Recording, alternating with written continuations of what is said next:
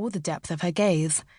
But her bared nape truly was pleasing when she lowered her head, resolute when she'd stood tall and centered, and magnetic when softly bending and twisting during the touch of the hand. And how sparkling her eyes were underneath her perfectly symmetrical eyebrows. Her eyes seemed ready to sympathize with the most heartbreaking of sights, and were as dark as the undiscovered ocean deep.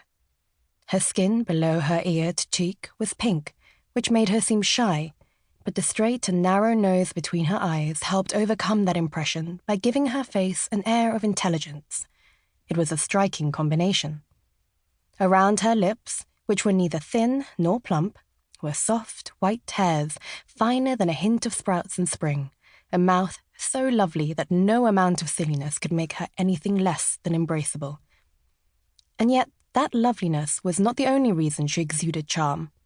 It flowed from how she maintained the character of her neat and measured walk, conveying a sense of confidence despite the crush of attention. She made no sign of acknowledging the people's leers and stares. Her walk was clearly distinct from the walk of normal Korean women, who went about in a slight bow with their faces peeking out from the long coats modestly covering their heads. The woman's walk never wavered in its perfect balance, even for a moment. She didn't bother with such conceits as pretending to stare out at the ocean to avoid the gazes that were full of suspicion. Her shoulders were spread wide, and the way in which she advanced gave a sense of her being strong enough to walk through any situation that met her way. The provocative quality of this walk was softened by the depths of her gaze, the beauty of the nape of her neck, and the loveliness that flowed from her face. If anything, her steady poise in the face of their scrutiny made them sigh and turn away toward the ocean. This lovely woman, taking in the view, was not aware that only 10 years ago, before the signing of the Chemelpo Treaty, the harbour surrounded by low-lying hills had been nothing more than a quiet village of 10 or so thatched roof houses. As is often the case in life, change came only when forced. The tiny fishing village, surrounded by water on almost every side, changed rapidly after the signing of the treaty. A Japanese concession was established, followed by that of China and other nations, with their businesses popping up everywhere in the once sleepy environs. Soon, 1 out of every 10 persons in Chemelpo were either Japanese or Chinese, and at this point in time, no one knew for sure, yet, whether they would breathe life or sadness into this small seaside town.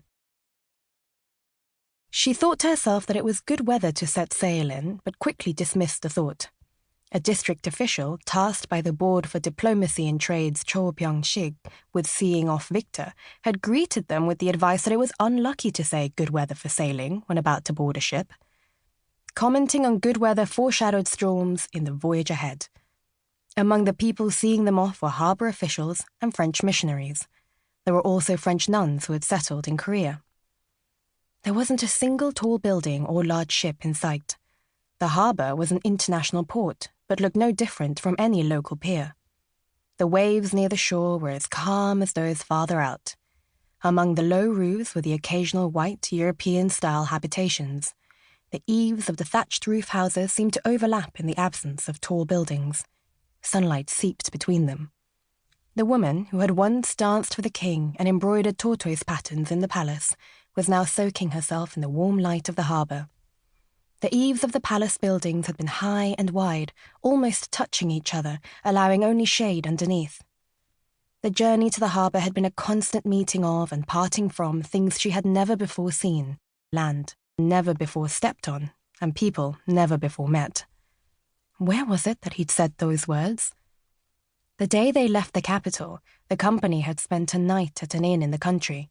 The inn, which was surrounded by a driftwood fence, had 12 ponies. The ponies puffed, their nostrils quivering, as if impatient to run the fields, but they too were enclosed by the fence. When darkness fell, the cries of the mountain creatures carried into the windowless rooms. Sometimes a kind word can encapsulate love like a seed buried in the soil. In that mountain inn, the former palace dancer Yi Jin heard the French legate Victor call out to her in Korean, "My angel." She was more surprised by his unaccented pronunciation than by his calling her an angel. Victor practiced his Korean when he could, but there had always been something missing in it, his words scattering in the air. Crossing the ocean to his country...